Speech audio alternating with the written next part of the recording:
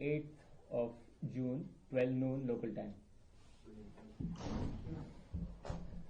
Alright guys, Prasidh Krishna, to go first please. Prasidh, the length that you hold in this, is it like a part of your plan for you to kind of bang the pitch harder on the shorter length, or is it just that the pitch was flat by the time you came, so you had to pull the pitch back? No, I think if I look at the first innings, I was a little too short than where I wanted to be. Definitely 6 to 8 is ideal. Yeah, that's what I would say. I think second innings it got slightly better, but because again the wicket was slightly slower, I had to pitch a few slightly behind 8 and then go slightly fuller when I'm trying to get a wicket. So yeah, I definitely did not bowl the lengths that I wanted to. Is it just being wary of not floating it up there, or is it just an execution issue?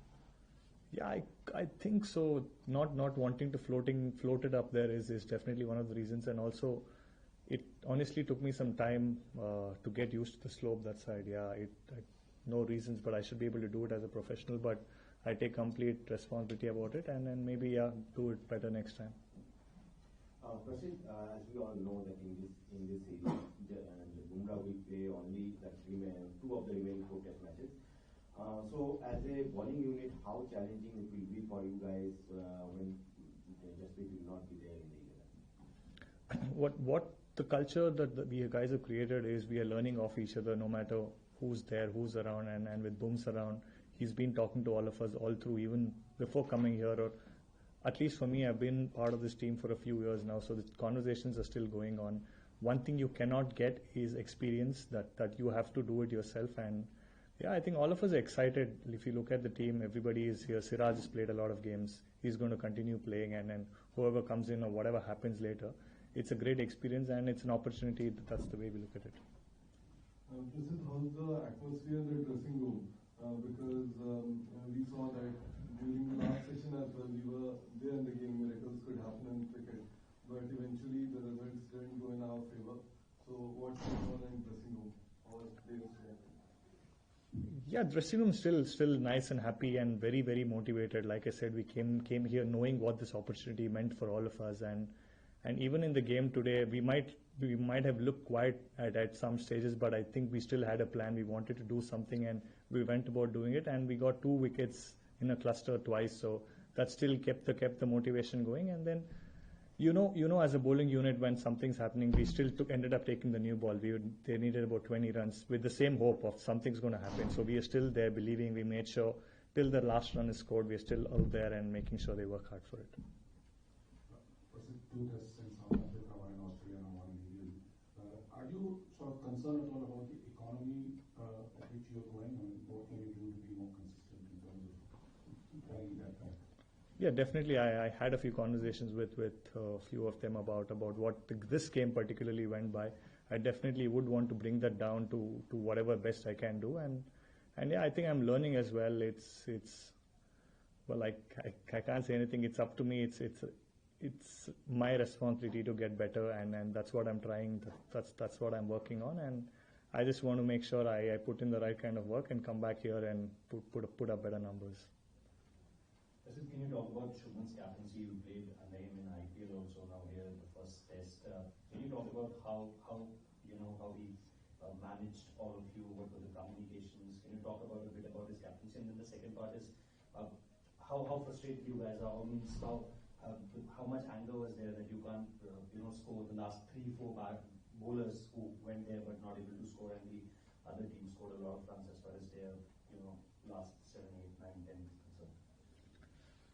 About Shubman, yeah, I think he did a pretty good job. All of us saw how he rotated the bowlers, made sure everybody had enough breaks, brought in people at the right kind of spells. He saw opportunities and brought in the right kind of bowlers. All of that was great, and knowing him, he's set a very good atmosphere around. He's been speaking to all of us.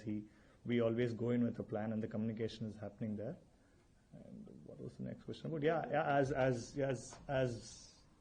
the lower order batsmen, we definitely are working on. If you look at our net sessions, we are putting in the work. I think it is about putting your mind in there as well, making sure you trust yourself, trust the skill that you have, and be there at the crease for a little longer, and then the numbers and the runs are going to show, and we are working towards it.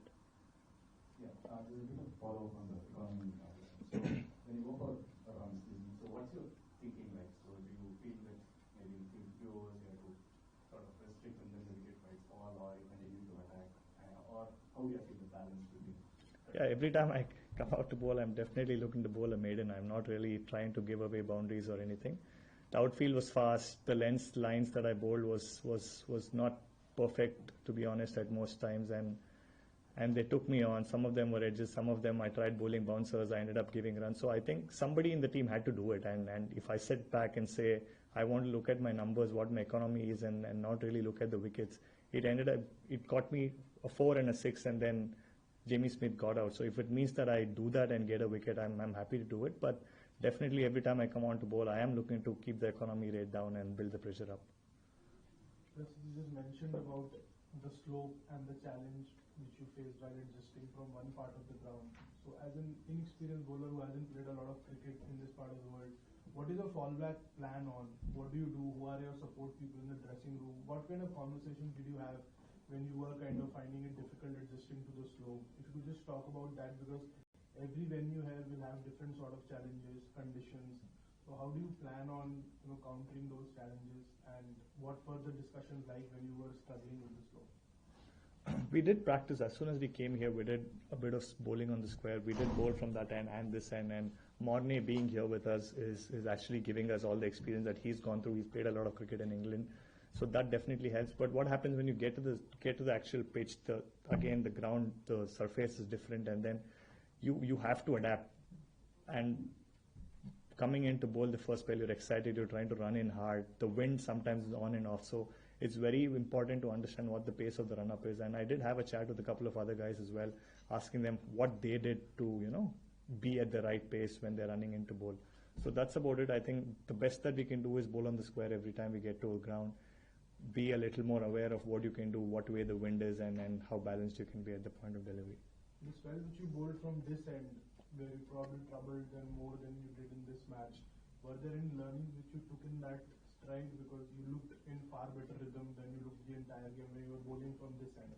Yeah, I think it was something for me to take away. If the first innings went by, I bowled a lot. I think I bowled most of my bowling overs from that side, and coming here, knowing it's the other way down, it's downward slope. I did end up bowling a no ball. Jen Booms was telling me about how you're actually overstepping, and the hardness of the ground just gives you more feedback. You're running faster and all of those things. So yeah, the discussions are definitely always happening in the team, and we are trying to do the best that we can. Prasidh, was it a surprising fact that the ball did not swing that much despite the conditions and the bit of drizzle that was happening around? Were you surprised by the fact that it did not swing that much from both? It was going off the wicket, but from the off the air it was doing nothing almost. Yeah, I think the rain, the drizzle definitely didn't help. Root came on to bat, the ball was moving around, and then there was drizzle all around. Every time the ball goes on the ground, the ball's becoming wet, and when the ball becomes wet, you know what's going to happen. It's going to get softer. The shine's not going to be around. So I think that did play a part. But I think all of that I've heard playing in England is look up. If there's clouds, there is going to be swing. If there's sun, there's not going to be swing. So that's what we're looking to do, and then make sure we bowl the right areas. Was there any challenge in gripping the ball? As you mentioned, the ball got hit quite a lot.